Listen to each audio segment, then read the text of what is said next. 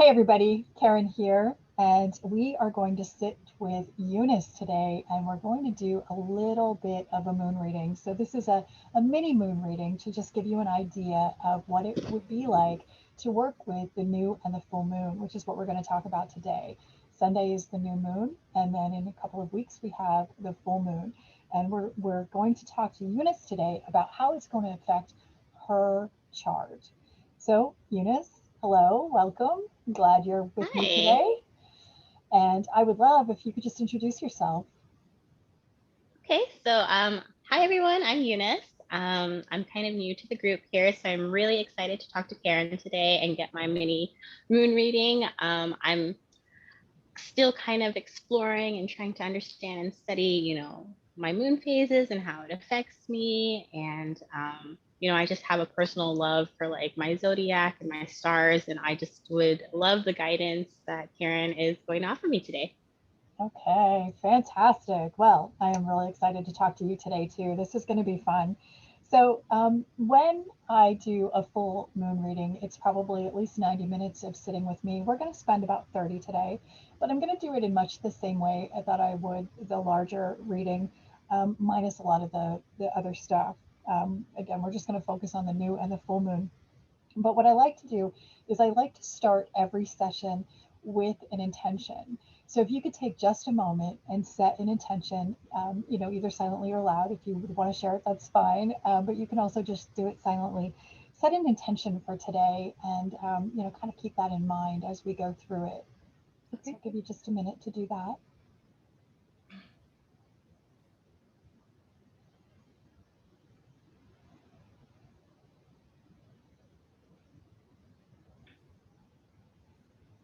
I'm ready when you are. Okay, great. And then what we're going to do is we're going to start by saying this: I am 100% willing to get everything that I can out of today's session. Okay. I am 100% willing to get everything I can out of this session.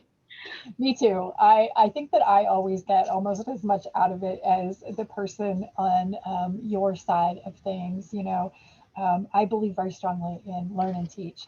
And I think that anytime that I've ever taught anything, I've learned just as much as I've taught, so I love that part of it.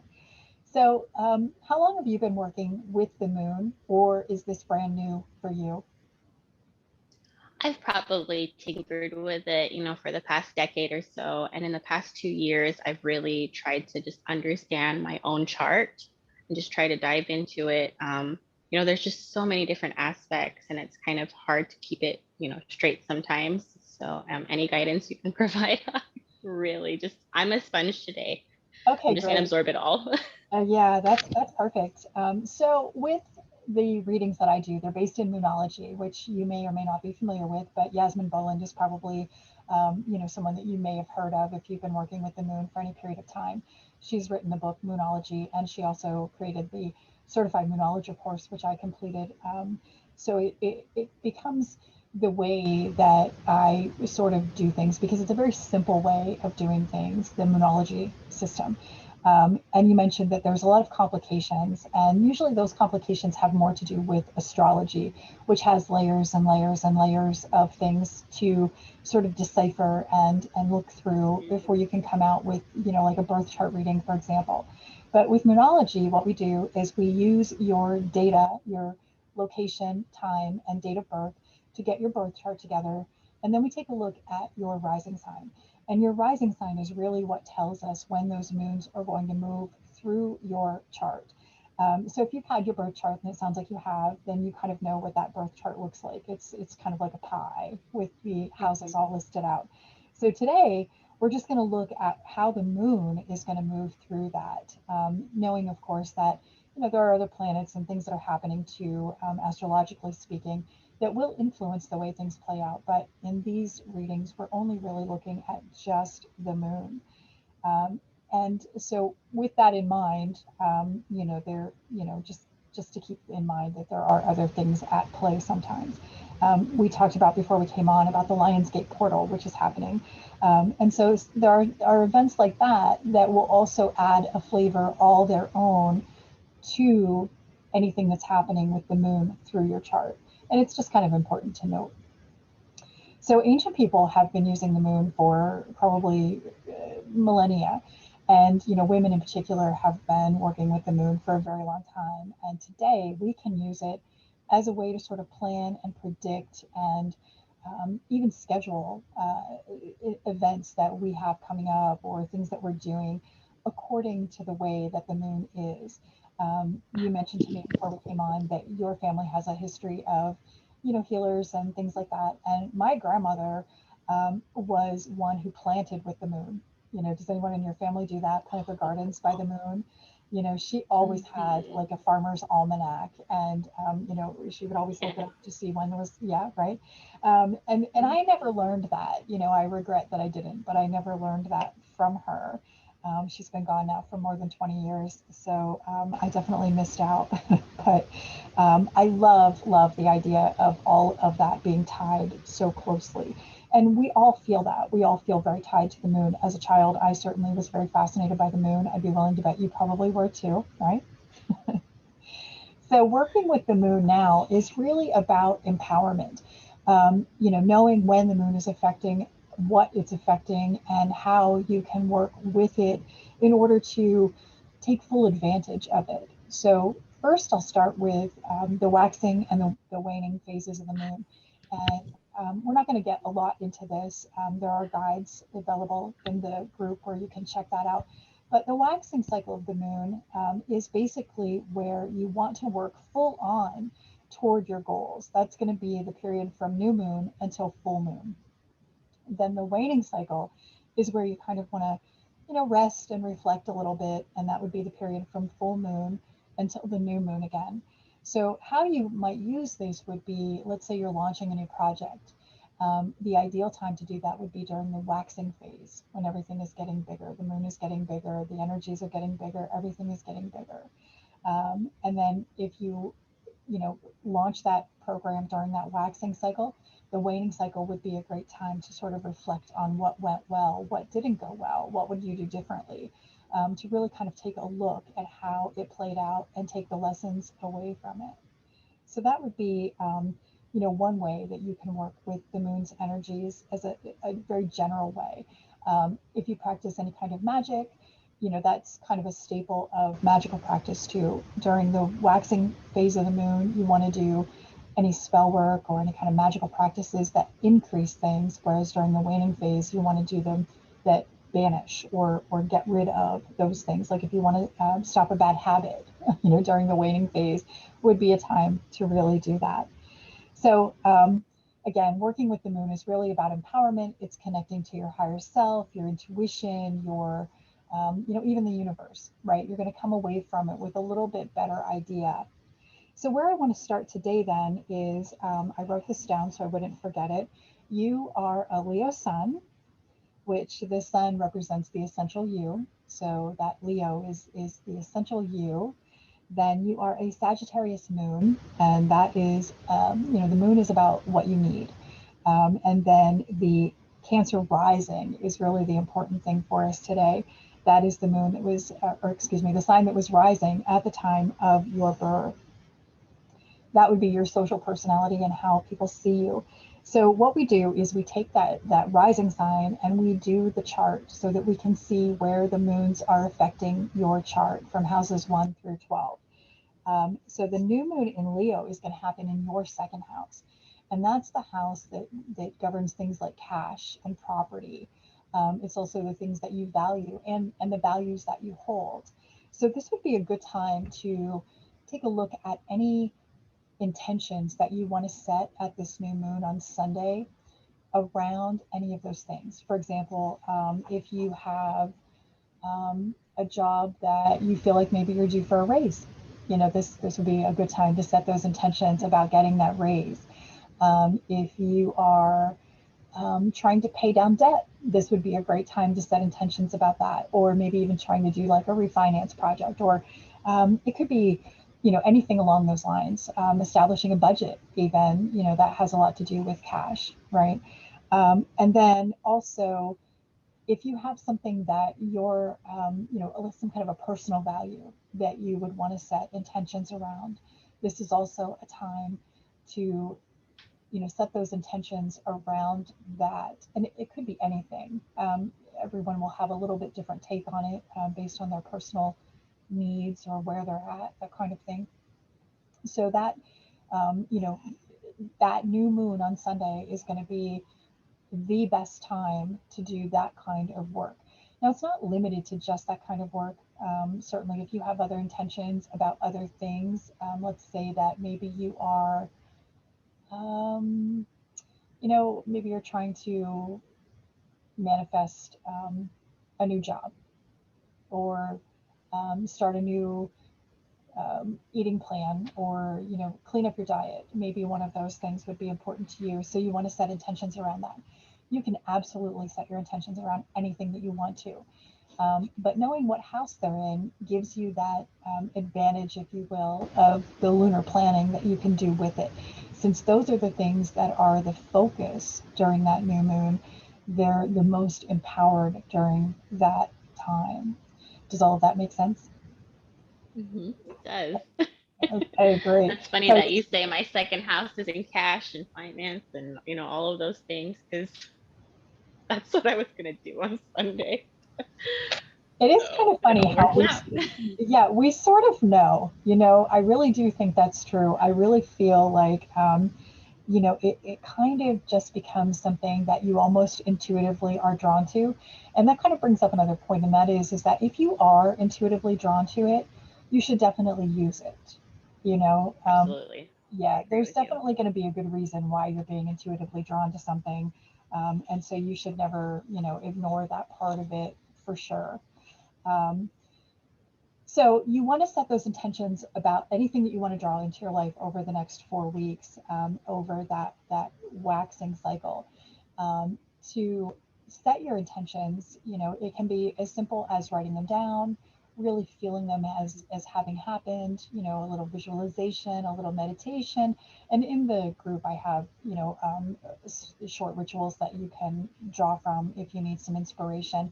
But I always encourage everyone to make it their own. There's really no right or wrong.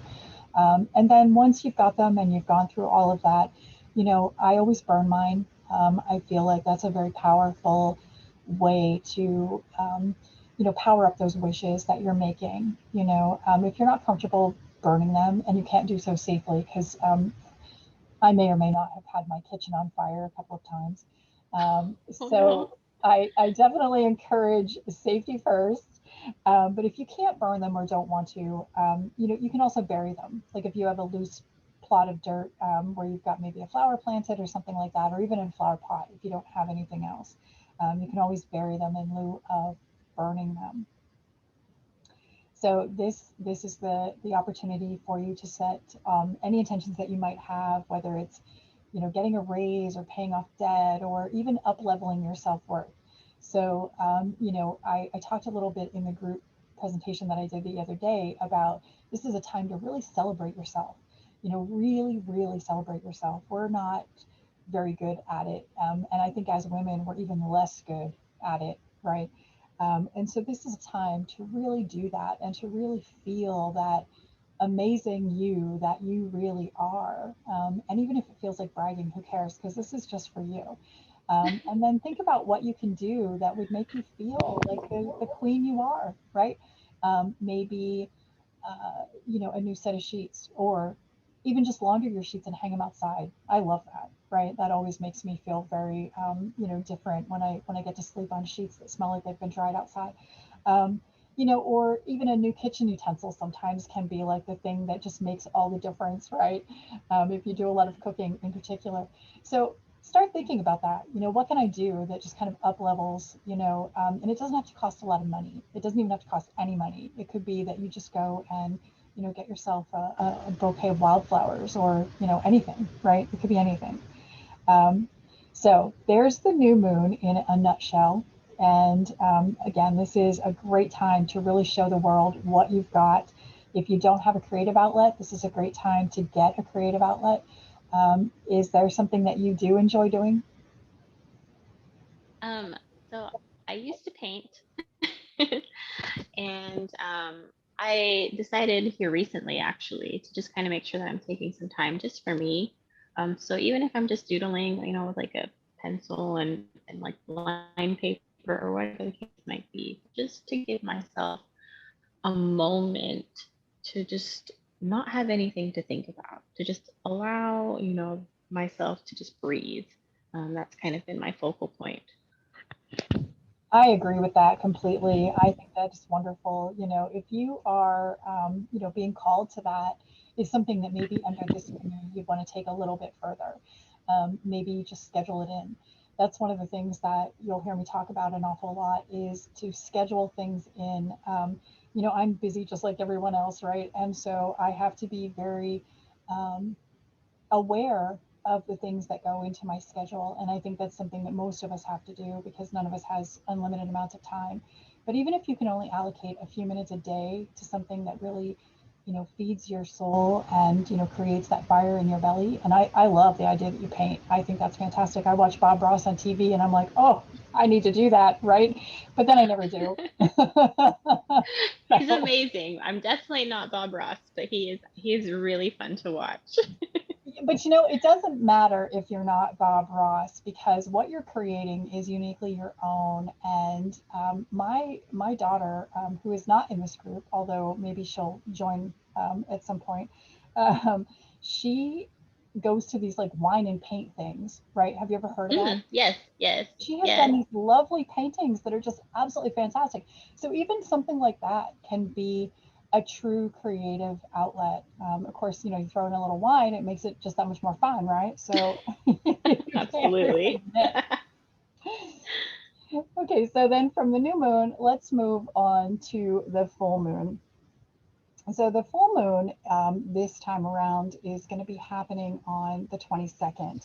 And this full moon is the second full moon in Aquarius that we've had this year. The last one was in July. So anytime that we get two full moons in the same sign, basically what that is a second chance to do the work um, around whatever it is that is being triggered in your chart. And so in your case, let me see, I wrote it down so I wouldn't forget it. It's your eighth house. So your eighth house is being affected by the full moon in Aquarius coming up on August 22nd. And again, that's the second time referred to as a blue moon. I'm sure you've heard that before. So the eighth house governs things like death and birth and rebirth, renewal, transformation, death and taxes, life's mysteries, things like that are all included in the eighth house. So a lot of times this can be like a really scary house for a lot of people because, death and taxes, right? I mean, I can't think of anything I would less like to talk about than those things. So, to set your intentions, or excuse me, to do your release work at the full moon around anything having to do with the eighth house can sometimes feel a little off-putting, because it's all those things, right? Those things. But it also can be a great time if you've got something that you feel like is blocking you in any of those areas, or if you're carrying something that really doesn't serve you with regard to something in that. Let's say, for example, that you might have something that you're carrying from maybe a past experience that you think might be blocking your ability to transform your life. Then this would be a great opportunity to let it go, to release that so that it stops being what is blocking you from this. Same is true for, you know, um, this house is also about joint finances. So if you have something that would be, kind of a problem with regard to that joint finance issue, this would also be a great opportunity to let it go. It can be, it can be something simple or it can be something more complicated. And this again is the second full moon in this house, which means that it's the second opportunity that we've had. Which, if you have something that you're trying to let go of or release, having those two full moons in the same sign is, a fantastic opportunity. Um, this house also, I wanted to make sure that I mentioned this. I even actually made myself a note here because this is one of those full moons that, even though it's a fantastic time to let go of all this stuff and we are getting that second shot, there will be some intense emotions around this full moon. And I'm sure that if you think back a little bit to eclipse season. Remember, like the wonky energies in eclipse season? Mhm.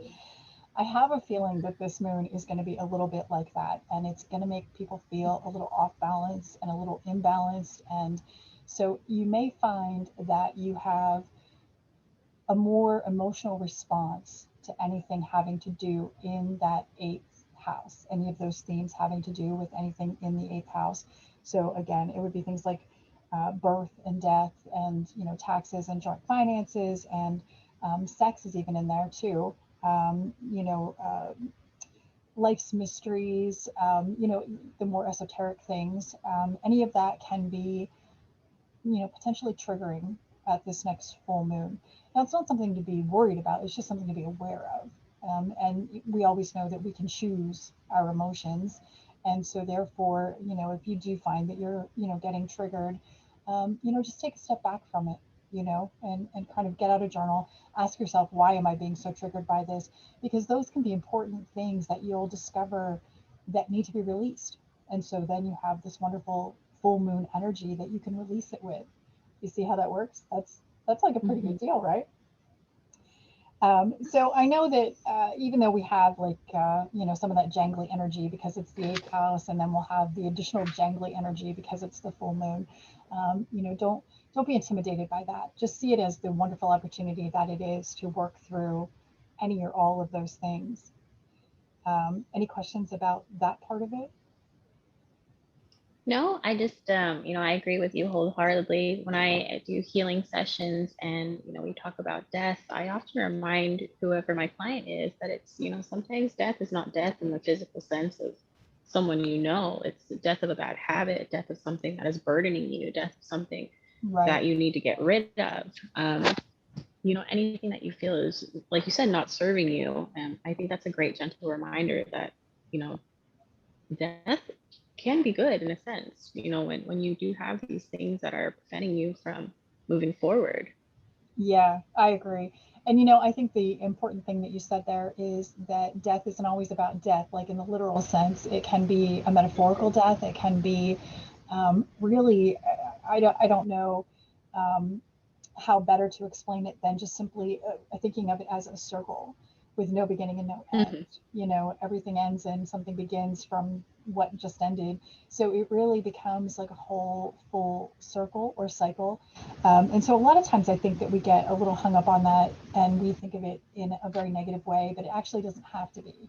So that's a really valid point. And if we Right. take this full moon opportunity to look at it that way, I think it's a great idea. So um, sometimes, it's even the simple things, that we overlook, and this full moon can kind of pull us back, or make us more aware of those simple things. And then with the energies, I think, and this is not just women, but I think that women are much more prone to doing this, but we don't always ask for what we need, and we don't take very readily, right? We're givers, we're the nurturers, and it's Absolutely. been, women's role in our society forever, right? That's just how it is. Not to say that there aren't some men who are nurturing. So for any of the boys, this is not a gender thing. This is just, an observation. I love nurturing men, and I love when I find them, but I think this is a wonderful opportunity for us to practice being a taker. And when people hear that, they get a little bit like, they get a little twitchy. And what I mean by that is not in the negative sense, but in the positive sense of receiving. Hmm. Allow yourself to receive. And what I often have to do is I actually have to say it. I am a taker. Like I have to use that as an affirmation in order to open myself for receiving whatever is coming my way. Because a lot of times what happens is we kind of block ourselves from being able to do that. So this is another Hmm. opportunity that we can really take a look at, what is happening, and, say, I am willing and I allow myself to receive. Full moons are really about releasing and forgiveness. And the reason that we do those things at the full moon is because, especially forgiveness, it burns karma. And sometimes the karma is actually what's keeping us from manifesting our intentions. There's a Hmm. very close connection between working with the moon, law of attraction, and things like the practice of magic, even because all of them require the intention. And so burning off that Right. karma through the forgiveness and the releasing is really what keeps us from getting stuck. I know that there have been times when I don't manifest something and I keep thinking, why is this not happening? How is this, how is this a thing? I'm doing all these things, right? So then focus on the forgiveness or the releasing aspect of it. Because a lot of times what we've done is we've actually made it so that we're keeping ourselves stuck. We might be doing the intentions, but we're not doing the work at the full moon to release and forgive. So they really work together. And that is how best to use both the new moon and the full moon together to maximize what is happening for you. So, does that make sense? It does. It does. And I like that you say that you have to set the intention to take. I always I'm a mother of girls, and so helping them to understand that you are going to give and give and give, but once your bucket is empty, you have no more to give. So you do have to take time to fill your bucket back up so you can continue to be a resource to those who rely on you. You do, and this eighth house brings up a lot of that kind of stuff. And I shared with you before we came on that this eighth house is something that I myself was looking at because this new moon is in my eighth house, and one of the things that I definitely can see in myself is that over time, if I look back, I'll see places where I wanted something that I wasn't willing to ask for. I Hmm. wanted it, but I wasn't willing to ask for it. Or worse yet, it was offered to me and I did not accept. Oh no. So I felt that I wasn't worthy of it, or, I didn't deserve it, or something like that. So this is a great opportunity, to kind of get rid of any of that stuff. And I'm not sure if this applies to you. I'm just saying in general, this is an opportunity at this time to get rid of that stuff if there is any. And by saying, I am a taker and using that affirmation, it can really help. And to feel the gratitude for it. That is the other thing that really supports working with the moon is feeling the gratitude. When you release things, feel the gratitude. When you're trying to manifest things and you're setting the intention, feel the gratitude. Um, do you have a gratitude practice? I do actually. That's I do. fantastic. So a big part of what I do in my healing practice is just kind of reminding them that there's so much to be thankful for, even if it's the little things. And I'm just reminding them that one step forward is still progress. And give yourself grace and thanks for being able to move one step forward today. Um, I'm a huge Marie Kondo fan. So whenever we do our seasonal purges in the house and are physically getting rid of things, you do take time to thank those items for having those purposes and for serving you in the time that they did, and then moving them on. And I think that's the same thing with the things that we keep inside.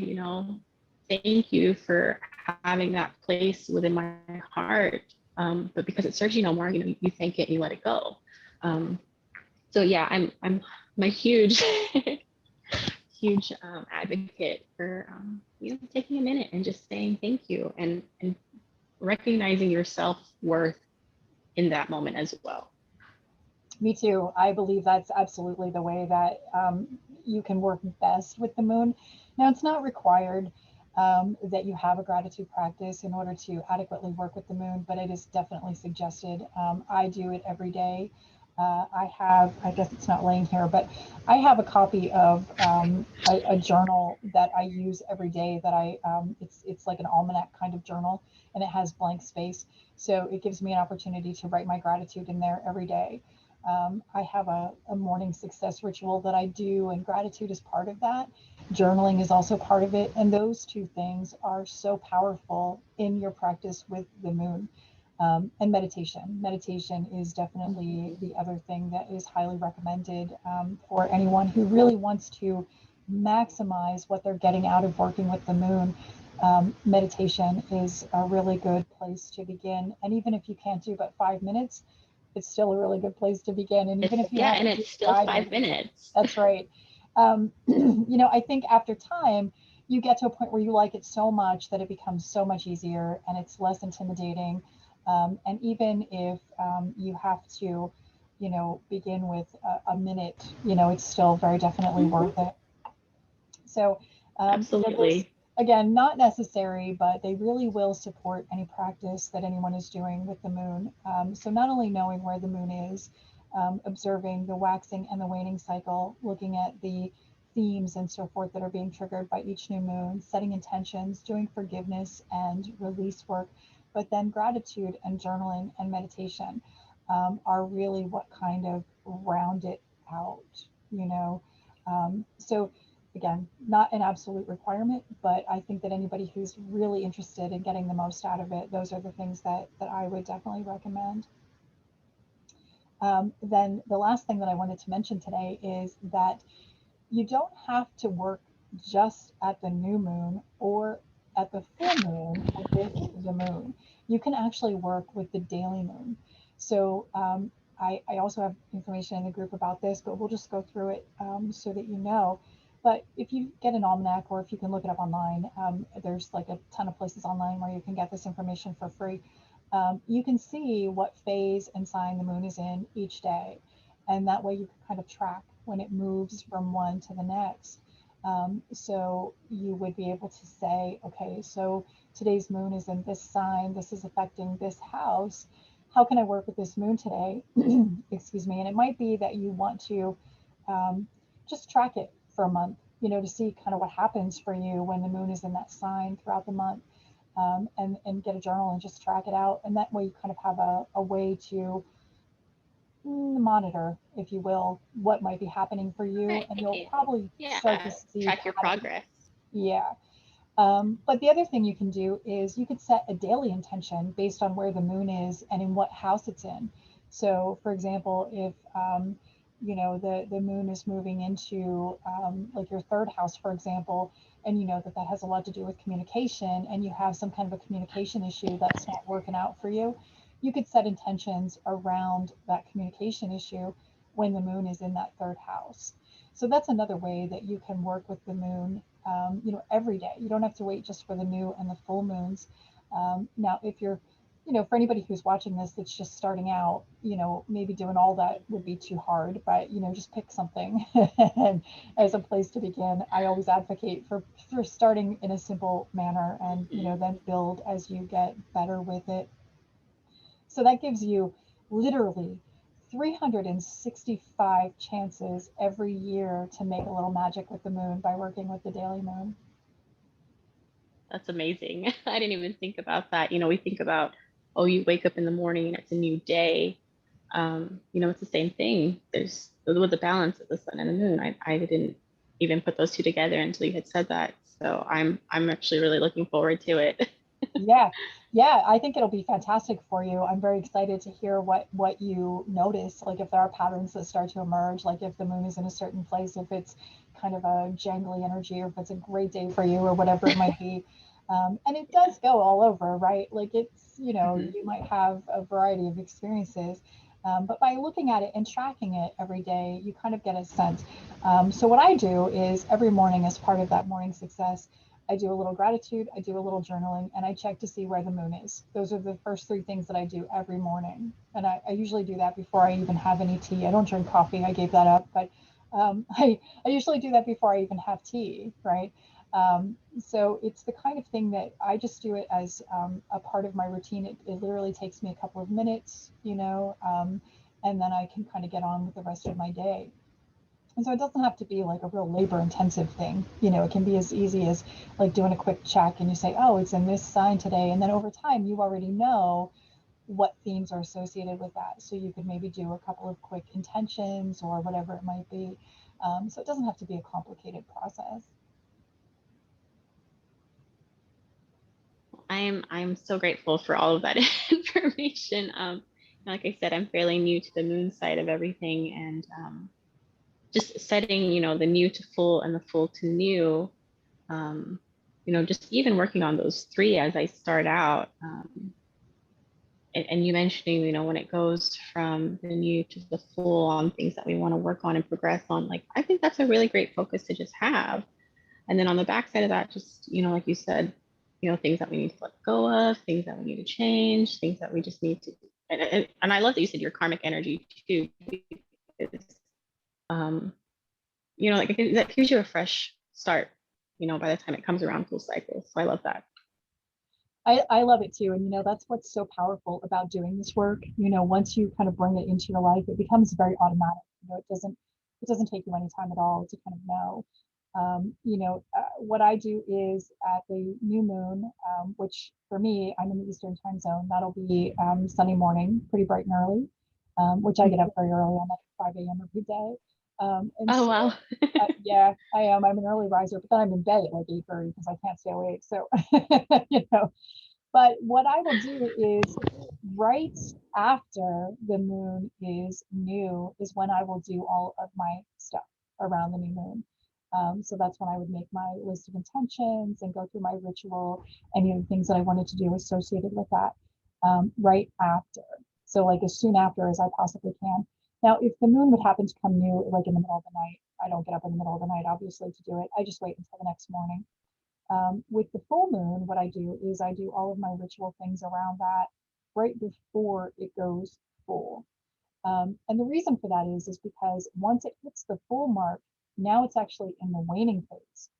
So I like to do my work in the waxing phase, right before it gets to the point that it's actually full, you're still in that waxing phase. Whereas if you wait until after it's full, then you're in the waning phase, which that's not a problem. You just have to kind of change the language a little bit of what you're doing. So that will give you an idea of the timing for your rituals, and how to do them. And again, there's some stuff in the group. If you need some resources and whatnot, the guides can be a wonderful resource for you, for especially like the waning and the waxing phase, because I know that I've got videos in there about each of those. And then how it all ties together and how you can really use it to your benefit. And even though this is just a bit of a scratch of the surface kind of thing, we only talked about, just one house under one moon today instead of, all of them. But it definitely gives you an idea of how you can really start to work with these energies going forward. I'm looking forward to using them in my healing practice as well. So thank you for all of that. Oh, you are so welcome. I am so happy that we had a chance to sit today. That is fantastic. So I'm going to stop recording, but I want you to stay there. Don't leave. Okay. Okay.